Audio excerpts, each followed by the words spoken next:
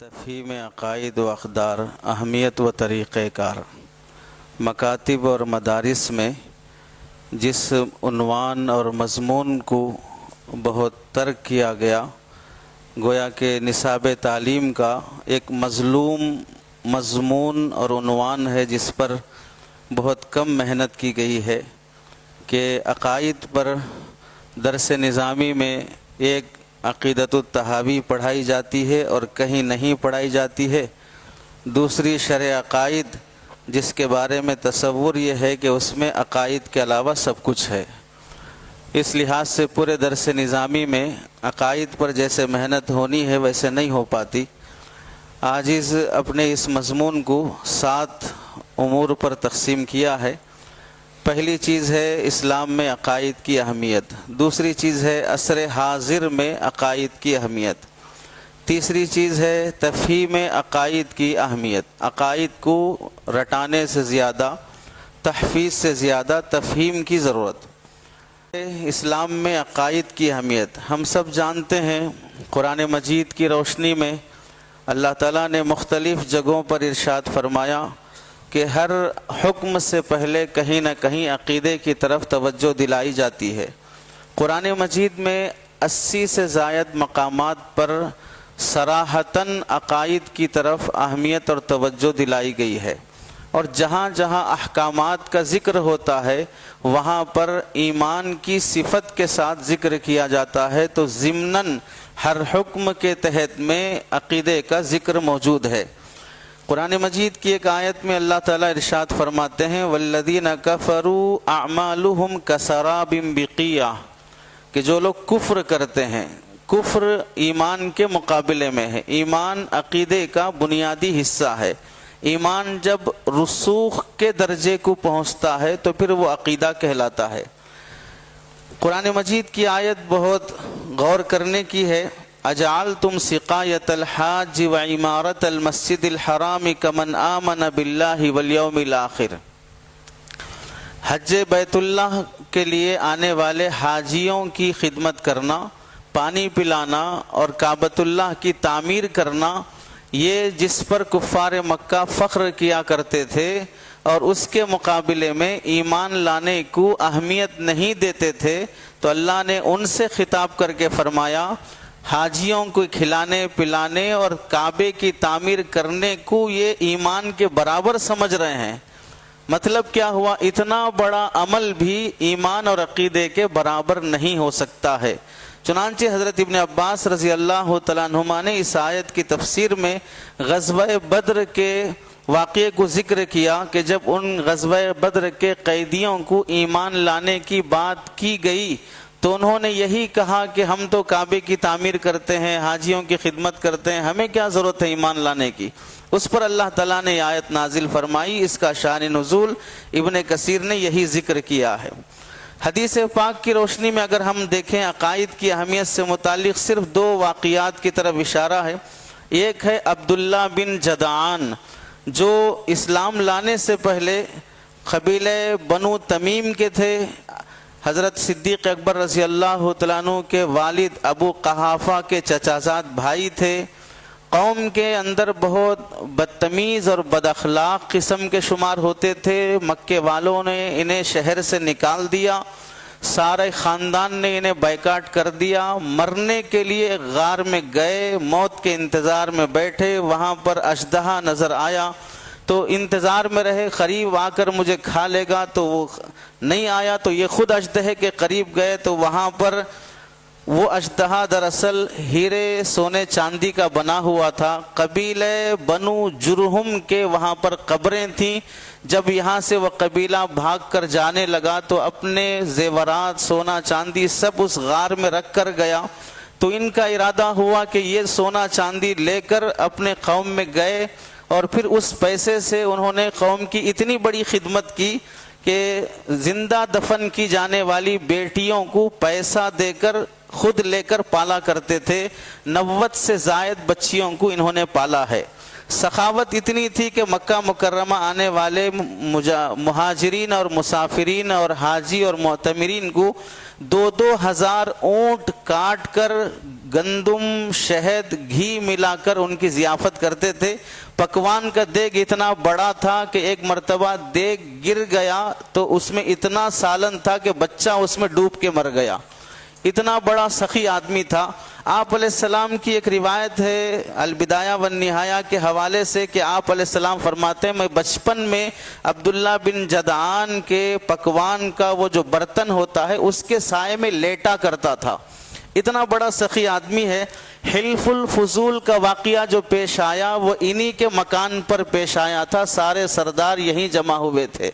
इनके मुतालिक हज़रत आयशा रज़ी अल्लाह तआला अन्हा ने सवाल किया, इतना नेक आदमी है उसको जन्नत मिलेगी कि नहीं मिलेगी?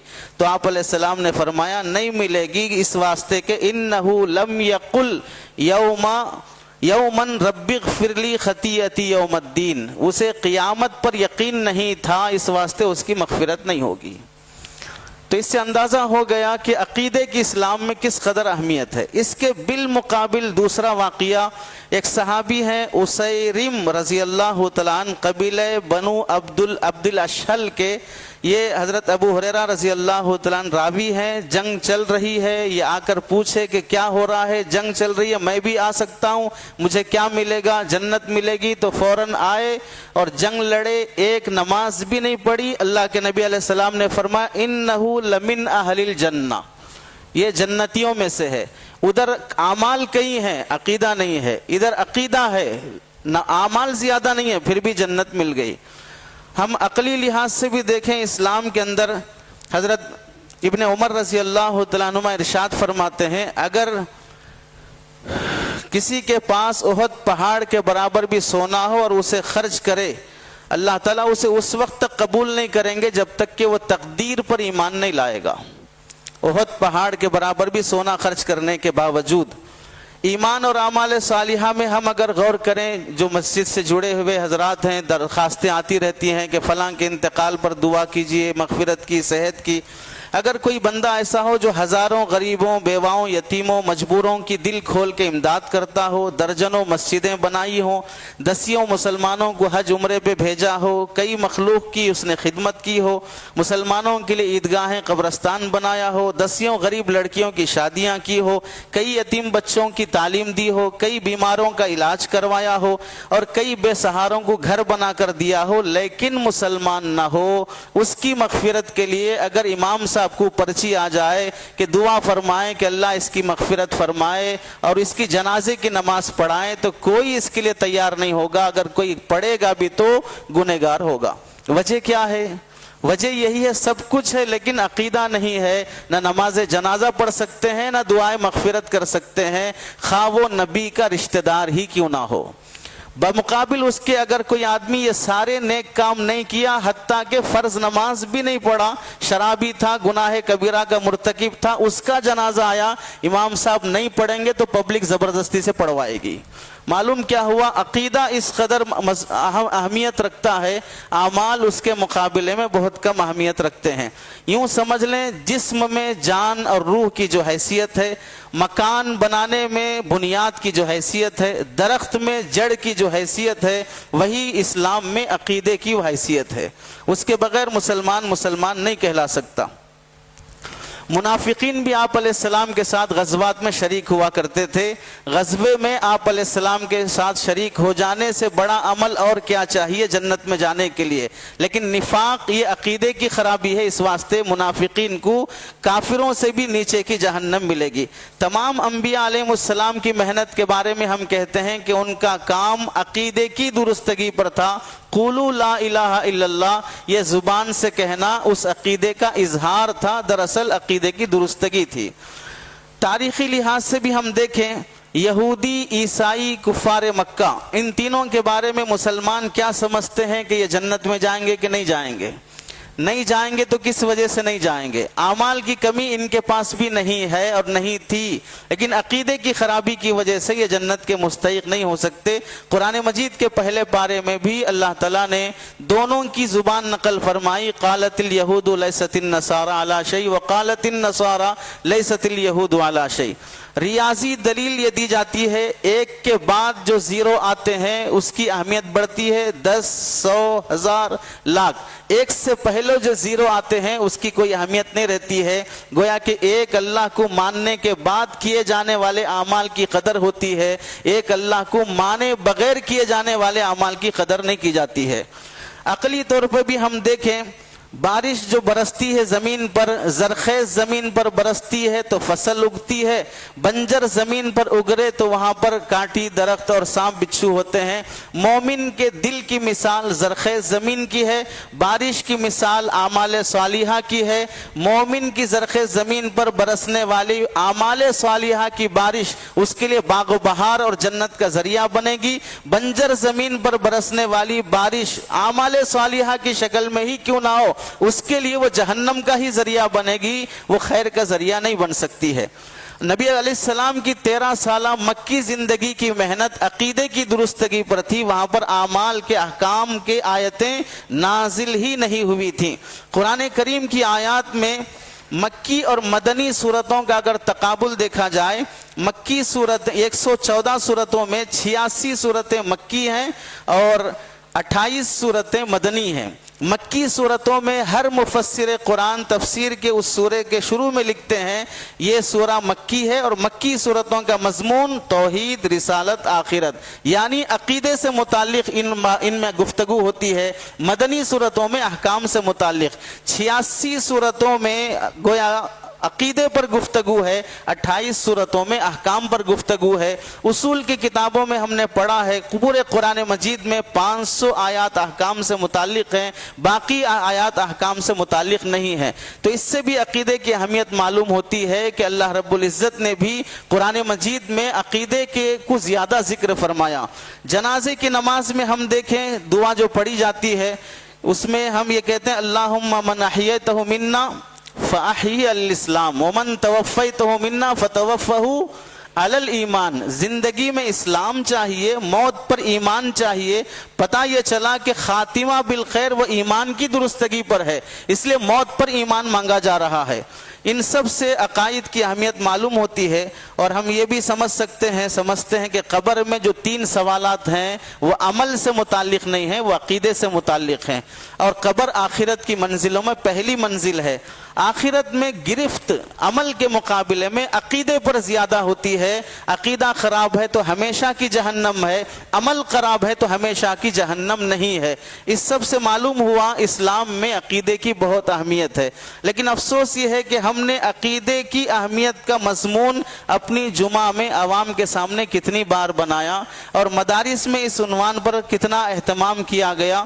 حضرت مولانا شاہ عالم صاحب گورکھپوری دامت برکاتہم فرماتے ہیں مدارس میں نصاب میں بھی اتنا اہمیت نہیں رکھی گئی عقیدے کو سمجھنے سمجھانے کی, اور عوام میں بھی سمجھانے کی اہمیت نہیں رکھی گئی. اسی وجہ سے عام آدمی ویڈیو میں غلط عقیدہ دیکھ کر یا سن کر وہ اپنے مولانا سے اختلاف کر لیتا ہے عقیدے کے بارے میں. اتنی کمزوری ہے عقائد کے سلسلے میں موجود. دوسری یہ پہلی بات مکمل ہوئی. دوسری بات عصر حاضر میں عقائد کی اہمیت. اس کی 4 وجوہات ہیں. پہلی وجہ یہ ہے عقائد کی گفتگو پہلے زمانے کے مقابلے میں اس زمانے میں کرنا زیادہ ضروری ہے. صبح کی نشست میں بھی یہ گفتگو آئی, کل بھی یہ گفتگو جزیات کی شکل میں آئی. نبی علیہ السلام کے زمانے سے لے کر قریب زمانے تک عقائد پر گفتگو ہونے کی 4 وجوہات تھی, نہ ہونے کی. آپ علیہ السلام کے زمانے میں یہ فن مرتب نہیں تھا, ضرورت نہیں تھی صحبت نبی کی وجہ سے. نمبر 2 صحابہ کرام اور تابعین کے عقیدے پختہ تھے, انہیں عقائد سمجھانے کی ضرورت نہیں تھی. نمبر 3 نبی علیہ السلام کا زمانہ قریب تھا تو عقائد کا فطور وہاں پیدا نہیں ہوا. نمبر 4 اختلافات کم تھے, اس واسطے عقائد کو موضوع بنانے کی ضرورت نہیں پڑی. یہ 4 وجوہات اس زمانے میں نہیں متکلمین کے زمانے سے ختم ہو گئے, تو اس واسطے اسے مستقل فن کی حیثیت دینا پڑا. دوسری وجہ اس زمانے میں عقیدے کی اہمیت اس واسطے بھی بڑھ جاتی ہے, جرائم کی روک تھام میں عقیدے کی بہت اہمیت ہے. جو بندہ یہ سمجھتا ہے کہ میں کچھ بھی کر لوں گا اس کے بعد موت ہے, کوئی حساب کتاب نہیں ہے, وہ بے انتہا جرائم کرے گا. جو یہ سمجھے گا مرنے کے بعد حساب کتاب دینا ہے وہ ایک لمٹ میں جرائم کرے گا. تو جرائم میں بھی روک تھام عقیدے کی وجہ سے ہوتا ہے.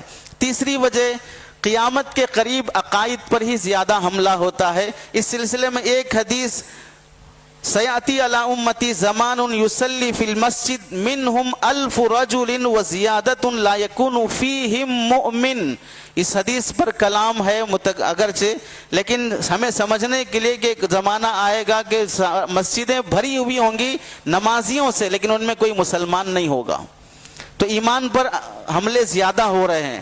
چوتھی وجہ یہ ہے ہمارے درس نظامی جو عصری اسکولوں کا ہے، وہاں پر عقائد پر مستقل حملوں کے لیے ہی NEP کی شکل میں ایسا نصاب مرتب کیا گیا۔ آپ اسے دیکھ لیں، قادیانی اسلامی لباس پہن کر ختم نبوت پر اسی کا ایک نیا ایڈیشن شکیل بن حنیف کی شکل میں آیا۔ اسکولوں میں مشرکانہ ترانے وندے ماترم پر زور دیا جانے لگا، یہ بھی عقیدے پر حملہ ہے۔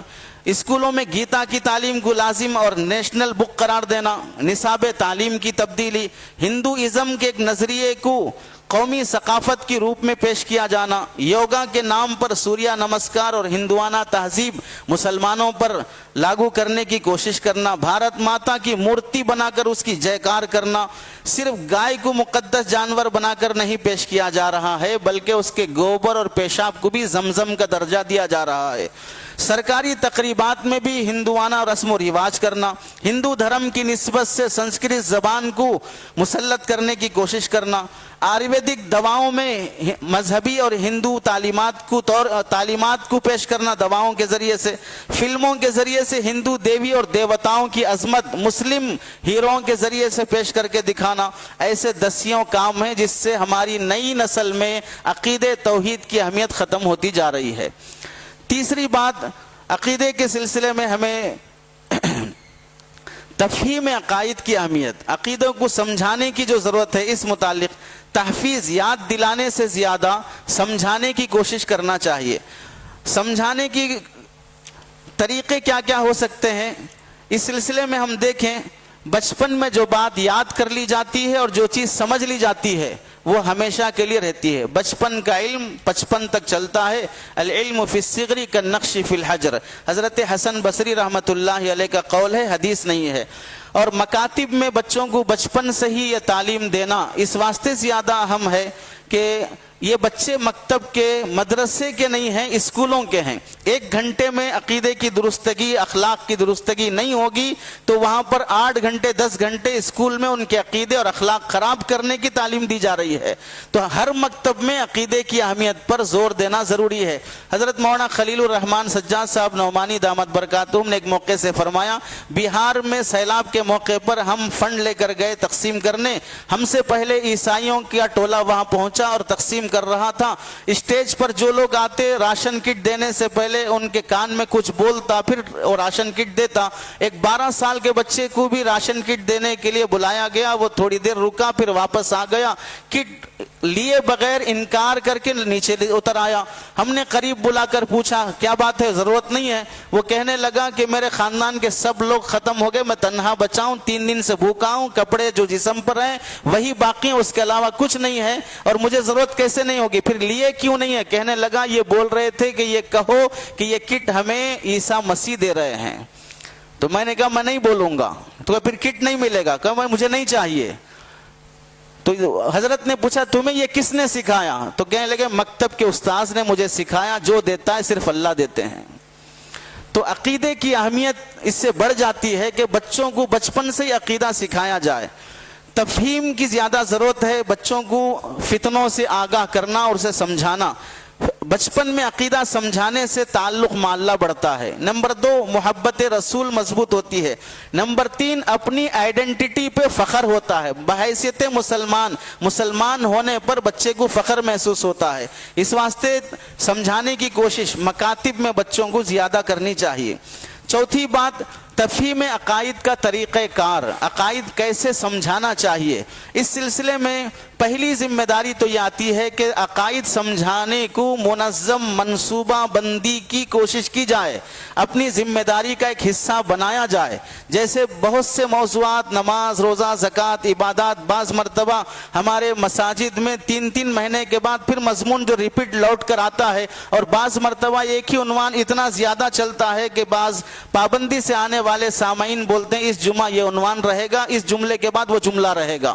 بجائے اس کے نئے عناوین اور نئے مضامین اور اہمیت اور ترجیحات کے ساتھ ہمیں زمانے اور تقاضے کو سمجھتے ہوئے بولنے کی اہمیت ہے۔ تو منصوبہ بندی ہو، کوئی بھی تجارت، کوئی بھی کاروبار، اسکول، منظم ادارہ اسے وقت دیے بغیر، اہمیت دیے بغیر قابو میں نہیں آ سکتا۔ ایسے ہی موجودہ دور میں عقائد کو عقلی نظر میں سمجھانے کی ضرورت ہے۔ یہ عقائد اگرچہ کہ غیر مادیات سے تعلق رکھتے ہیں، جیسا کہ صبح گفتگو آئی، لیکن موجودہ زمانہ یہ عقل پرستوں کا ہے، اسے عقل کی روشنی میں سمجھانا پڑے گا۔ ہمیں کرنے کا کام کیا ہے؟ پہلے تو عقائد پر کام کرنے کا عزم و ارادہ ہو۔ نمبر 2، عوام الناس میں عقائد کے دروس چلائے جائیں، ہفتے میں ایک بار یا عصر کے بعد روزانہ ایک عقیدہ یا ہفتہ واری عقیدے کے درس کے پر 15-20 منٹ کوئی بھی نماز کا وقت متعین کر کے ہم اگر اپنی علماء اکرام کی طرف سے، اکابرین کی طرف سے دیے جانے والے کام نہیں کریں گے تو پھر ہم سے ایک ہی کام زبردستی سے کروایا جائے گا جو ہم کرنا بھی نہیں چاہ رہے ہوں گے۔ تو ہمیں درس عقائد پر کام کرنا پڑے گا۔ اس سلسلے میں مولانا منظور نعمانی رحمۃ اللہ علیہ کی کتاب اسلام کیا ہے، مفتی کفایت اللہ صاحب رحمۃ اللہ علیہ کی کتاب تعلیم الاسلام، مولانا الیاس گھمن صاحب دامت برکاتہم کی کتاب اسلامی عقائد اور بہشتی زیور کا ابتدائی حصہ، یہ مفید رہیں گے عوام میں روزانہ ایک نمبر وار بولنے کے لیے۔ نمبر 3، ہمیں عقائد پر کام کرنے کے لیے تربیتی قیام برائے عقائد، جیسے 1 روزہ 2 روزہ جوڑ کر ورکشاپ کیا جاتا ہے عقائد کو سمجھانے کے لیے بھی۔ کہیں شکیلی فتنہ آئے تو وہاں پر حضرت مہدی، نزول عیسیٰ اور اشراط الساعہ، ان سب کے عقائد کو صبح سے شام تک اسے منظم طریقے سے بیان کرنے کی ورکشاپ رکھا جائے۔ اور دوسرا طریقہ یہ بھی ہو سکتا ہے کہ ہر 15 دن میں یا 1 مہینے میں مسجد میں عقائد سمجھانے کی نیت سے نوجوانوں کی تشکیل کر کے جوڑ کر اس پر کام کیا جائے۔ چھوٹی چھوٹی کتابیں اپنے اپنے علاقائی زبان میں، ہندی میں، کنڑ میں، تمل میں، رسالوں اور پامفلیٹ کی شکل میں تقسیم کیے جا سکتے ہیں۔ نمبر 5، بیانات اور تقاریر کا اس کو عنوان بنایا جائے مستقل عقائد کو۔ نمبر 6، ٹیکنالوجی اور میڈیا اور جدید ذرائع ابلاغ کا بھی استعمال کیا جا سکتا ہے، جیسے جو بندے کارٹون بناتے ہیں، جو نوجوان ویڈیو کلپس بناتے ہیں، ان کو عقائد پر بھی ویڈیو کلپس بنانے کا مضمون اور مواد فراہم کیا جا سکتا ہے اہل علم کی طرف سے۔ نمبر 7، عقائد پر پوسٹر، بیانرز، اشتہارات وغیرہ بھی لگائے جا سکتے ہیں، جیسے بچپن میں یا ابھی بھی ہم لوگ دیکھ رہے ہوں گے بہت سی دیواروں پر تھا قادیانی جو خود کو احمدی کہتے ہیں کافر ہیں، قادیانی جو خود کو احمدی کہتے ہیں کافر ہیں، جمعیت کی طرف سے لگا کر تقسیم کیا گیا تھا۔ ایسے موجودہ زمانے کے حساب سے بھی کر سکتے ہیں۔ تفہیم عقائد کے لیے انفرادی ملاقات ہو سکتی ہے، جیسے کہ حیدرآباد میں بعض جیسے مفتی ابرار الحق صاحب دامت برکاتہم اور ان کی ٹیم اور دیگر ممبر و محراب کی طرف سے بھی کیا جاتا ہے۔ اس پر بھی کام ہو سکتا ہے۔ نمبر 9، دعوتی مجالس سے بھی فائدہ اٹھایا جا سکتا ہے، جس مجلس میں بعض باطل طبقے کے احباب کا کام ہی ہے، جہاں کھانے کے لیے ملو، شاپ میں ملو، کہیں بھی ملو، جیسے غیر مقلد بھائی ہیں ان کا کام ہی رہتا ہے کہ مسلکی دعوت دینا، جہاں ملو اسی کی دعوت دیتے رہتے ہیں۔ تو اس لحاظ سے بھی ہم دعوتی مجالس ادھر ادھر کی گپ شپ کرنے کے بجائے عقیدے کو ٹارگٹ بنایا جائے تو اپنے ملے ہوئے ساتھیوں کو ایک عقیدہ سمجھانے کی کوشش ہو۔ نوجوانوں کی سوال جواب کی نشستیں رکھی جائیں عقائد سے متعلق۔ نمبر 10، مختصر مدتی کورس برائے تفہیم عقائد، 1 مہینے کا، 1 ہفتے کا، 2 مہینے کا، ایسا کورس بھی رکھ کر ضروری عقائد، ایک ہے یقینی قطعی عقائد جس پر اسلام کی بنیاد ہے، دوسرے ظنی عقائد جس پر اسلام کی بنیاد نہیں ہے، دونوں کے فرق کے ساتھ اس پر ورکشاپ رکھے جا سکتے ہیں۔ کتب عقائد و اخلاق مدارس میں، مکاتب میں مستقل اہمیت کے ساتھ داخل نصاب کیے جائیں، پہلے اردو میں کوئی پڑھایا جائے پھر عربی میں پڑھایا جائے۔ اسکولوں میں جو اساتذہ اور جو علماء کام کرتے ہیں انہیں بھی توجہ دینے کی ضرورت ہے کہ اسکولوں میں پڑھانے کے ساتھ ساتھ وہاں تفہیم عقائد کا بھی کام ہو سکتا ہے. تو اس لحاظ سے یہ 13 شکلیں ہیں جس پر عقائد پر کام ہو سکتا ہے. مکاتب میں سمجھانا یہ اس واسطے بھی ضروری ہے. بچپن میں ہم سمجھتے ہیں کہ بچہ نہیں سمجھتا، بچپن میں ہم یہ سمجھتے ہیں کہ بچہ نہیں سمجھتا، جبکہ ہم یہ بات نہیں سمجھ پا رہے ہیں کہ بچہ سب کچھ سمجھتا ہے، بول نہیں پاتا ہے. اسی وجہ سے حضرت تھانوی نے یہاں تک لکھا ہے کہ دودھ پیتے بچے کے سامنے بھی ماں باپ کو آپس میں تماشے نہیں کرنا چاہیے. تماشا میرا لفظ ہے، عاجز کا لفظ ہے، یعنی وہ حرکت نہیں کرنی چاہیے جو ایک میاں بیوی کرتے ہیں. دودھ پیتے بچے کے سامنے بھی وہ بولتا نہیں ہے لیکن دیکھتا سب کچھ ہے. اور 7 سال کی عمر میں جو کچھ بھی وہ دیکھتا ہے، کل بات آئی، جو دیکھتا ہے وہ 7 سال کے بعد بولتا ہے اور 14 سال کے بعد وہ کر کے دکھاتا ہے. تو اس لحاظ سے نہیں سمجھتے ہیں، یہ بات غلط ہے. توحید کو عقلی لحاظ سے سمجھانے کی بھی ضرورت ہے. جیسے مثال کے طور پر پوری دنیا کا سورج 2-3 ہیں کہ ایک ہے، ایسی پوری دنیا کا خدا ایک ہے. انڈیا کا پرائم منسٹر 2-4 ہے کہ ایک ہیں، ایسے ہی پوری دنیا کا خدا ایک ہے. عقلی دلائل سے سمجھانا. یہ اسکول کا پرنسپل 4-5 ہوتے ہیں یا ایک ہوتا ہے. رسالت کو بھی عقلی دلائل سے، آخرت کو بھی عقلی دلائل سے، عذاب قبر کو عقلی دلائل سے. مثال کے طور پر ہم دفن کر کے آئے، اسے قبر میں عذاب ہو رہا ہے، جنت کی کھڑکی کھل گئی، ایسے کیسے ہوگا؟ یا انڈیا میں بیٹھا ہے، امریکہ میں ویڈیو کال آیا اور اپنی محبوبہ سے بات کر رہا ہے اور خوش ہو رہا ہے اور اسے لپس اشارے کر رہا ہے اور خوش ہو رہا ہے. بھئی باقی سب لوگ آس پاس بیٹھے ہوئے دیکھ رہے ہیں کیا تماشے ہو رہے ہیں. اس کو دکھ رہا ہے اس واسطے وہ مزے لے رہا ہے، اس کو نہیں دکھ رہا ہے پریشان ہو رہا ہے. تو عذاب قبر کی ایسی مثالوں سے انہیں قریب کر کے سمجھایا جا سکتا ہے. حفظ کے مدارس میں بھی عقائد کی اہمیت بڑھ جاتی ہے. حضرت مولانا عبدالقوی صاحب دامت برکاتہم نے ایک موقع سے فرمایا تھا، اگر ہم حافظ قرآن بھی بنا لیں پھر بھی اسے مرتد ہونے سے بچا نہیں سکتے.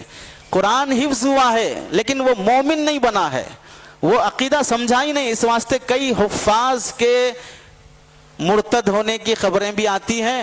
بلکہ اللہ معاف فرمائے، حضرت مولانا انیس الرحمان صاحب بلگرامی دامت برکاتہم نے فرمایا دلی کے ایک مولانا صاحب کی گھر والی کے شکیلی بننے کی بھی خبر آئی، اور تمل ناڈو کے خود ایک مولانا صاحب کے شکیلی بننے کی بھی خبر آئی. تو عقائد کی اہمیت کس قدر بڑھ جاتی ہے ہمیں سمجھنا چاہیے. مکاتب میں اساتذہ عقائد پر کیسے محنت کر سکتے ہیں. چھوٹے بچوں کے لیے سادہ مثال کا استعمال ہو، بنیادی عقائد آسان زبان میں سمجھائے جائیں، تربیتی کہانیوں کے ذریعے سے سمجھائیں. کہانی بولنا بہت اہمیت رکھتا ہے. نصیحت دماغ کو لگتی ہے، کہانی دل کو لگتی ہے. 1 گھنٹے کی نصیحتیں آدمی اتنا یاد نہیں رکھتا جتنا 1 منٹ کا واقعہ یاد رکھ لیتا ہے. قصے کہانیوں کے تو ہم بھی شوقین ہیں. جب تک خطیب صاحب قصہ نہیں بولیں گے اس وقت تک سامعین قیلولہ میں رہیں گے. جب قصہ شروع ہوگا تو وہ سونے کے بعد کی دعا پڑھتے ہیں. قصوں کے ہم بھی شوقین ہوتے ہیں. فلموں کا شوق اسی واسطے بڑا ہوا ہے، اس میں واقعے کو پیش کیا جاتا ہے. بڑے سے بڑے شیخ الحدیث کا خطبہ بھی اتنی اہمیت سے نہیں سنا جاتا جتنا معمولی قصہ اور کارگزاری سنی جاتی ہے. اس واسطے قصوں کی بڑی اہمیت ہے. عملی طریقہ یہ ہو کہ ہر دن ایک تربیتی کہانی رکھی جائے، مختصر بامقصد طریقے سے بولا جائے. اور تفہیم عقائد میں ایمان مفصل کو سمجھانے کی اہمیت، کلمات ستہ کو یاد کرانے کے ساتھ ساتھ سمجھانے کی اہمیت، 40 حدیث یاد کرانے کے ساتھ ساتھ سمجھانے کی اہمیت. 40 حدیث کی تفہیم پر مفتی ابوبکر صاحب کی کتاب بھی ہے، 40 حدیث تفہیم و تشریح کے نام سے، اس سے استفادہ کیا جا سکتا ہے. یہ عقائد کے سلسلے میں ہونے کا کام تھا. اور اس میں جو کتابیں ہیں آپ کو PDF ڈال دیا جائے گا، اس میں کافی کتابیں ہیں مختصر سی. مولانا عبدالقوی صاحب کی، حضرت شاہ محی السنہ رحمۃ اللہ علیہ کی، اور کئی حضرات کی لکھی ہوئی 8-10 کتابیں جو مکاتب میں استعمال کی جا سکتی ہیں، ان سے استفادہ کیا جا سکتا ہے. یہ ایک مضمون مکمل ہوا، یعنی 5 باتیں مکمل ہوئی. 2 باتیں جو رہ گئی کہ اخلاق اور اقدار کی تفہیم اور اس کا طریقہ کار. اس کے لیے بہتر یہی ہے قصے کہانیوں کا خوب استعمال کیا جائے. اس سلسلے میں 10 کتابیں. 1 منٹ میں بات ختم ہے، بار بار اٹھنے کی زحمت نہ فرمائیں، مجھے بھی ڈر لگتا ہے. قصے کہانیوں کی صرف کتابوں کے نام سنا دیتے ہیں، یا آپ حضرات خرید لیں تو زیادہ فائدہ ہوگا، ہدیے میں نہیں دی جاتی ہیں.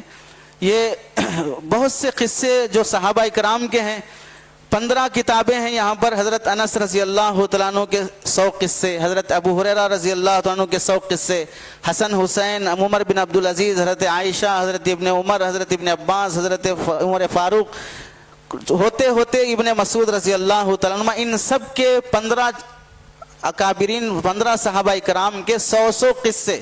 تو 15 آدمیوں کے 100 قصے ہو تو کتنے ہو گئے؟ 1500 قصے ہو گئے. اور کتنے چاہیے؟ 1500 قصے صحابہ کرام کے ہو گئے. اس کے بعد بیت العلم پڑوس ملک کا ایک ادارہ ہے، وہاں سے قصص القرآن اور قصص الحدیث کے نام سے راشد علی نواب شاہی صاحب کی کتابیں، فرحاج اصلاح الدین صاحب کی، محمد اسامہ صاحب کی، اور کئی حضرات کی 24 کتابیں ہیں جو قصے کہانیوں پر لکھی گئی ہیں. وہ کہف الایمان کا جو ٹیلی گرام ہے اس پر وہ کتابیں موجود ہیں، اور دارالمصنفین وغیرہ پر بھی دستیاب ہیں. ملت فاؤنڈیشن والوں کی طرف سے بھی، MFRD والوں کی طرف سے بھی 5 چھوٹے چھوٹے رسالے ہیں جو قصے کہانیوں پر مشتمل ہیں. ایسے ہی 365 کہانیوں کے نام سے 5 حصوں میں کافی ضخیم کتابیں ہیں جو ایک کتاب میں 365 کہانیاں ہیں. مائل خیر آبادی کی اخلاقی کہانیوں پر 29 کتابیں ہیں، اور طالب ہاشمی صاحب کی کہانیوں پر تقریباً 30 کتابیں ہیں. مولانا اختر سلطان اصلاحی صاحب کی 25 کتابیں ہیں جو کہانیوں پر مشتمل ہیں. یہ پورا سیٹ 60 کتابوں کا مکتبہ احسان لکھنؤ سے مل جاتا ہے. اور کہانیاں کتابیں سنانے کے ساتھ ساتھ آج کل چینلز پر بھی اسٹوریز آتے ہیں. تو مسلم چینل بھی ہیں جس میں اسٹوریز اور اس سے ملنے والا سبق سنایا جاتا ہے. ڈاکٹر مفتی ساجد فلاحی صاحب جو گزشتہ یہاں محاضر کے طور پر تشریف لائے تھے، ان کا ایک چینل ہے رائٹ وے کے نام سے. انگریزی میں سناتے ہیں اور اس کا اردو میں ترجمہ کرتے ہیں اور پھر اس کا سبق بھی سناتے ہیں.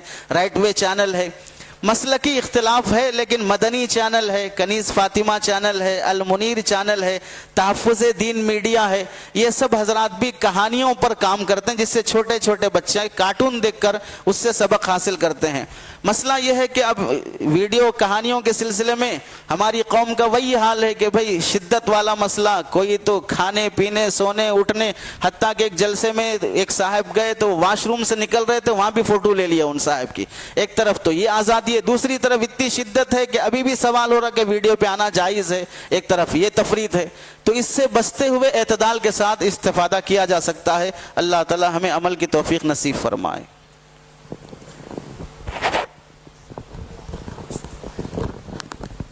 وَإِذِ اعْتَزَلْتُمُوهُمْ وَمَا يَعْبُدُونَ إِلَّا اللَّهَ فَأْوُوا إِلَى الْكَهْفِ يَنشُرْ لَكُمْ رَبُّكُمْ مِنْ رَحْمَتِهِ وَيُهَيِّئْ لَكُمْ مِنْ أَمْرِكُمْ مِرْفَقًا. فَأْوُوا إِلَى الْكَهْفِ يَنشُرْ لَكُمْ رَبُّكُمْ مِنْ رَحْمَتِهِ وَيُهَيِّئْ لَكُمْ مِنْ أَمْرِكُمْ مِرْفَقًا.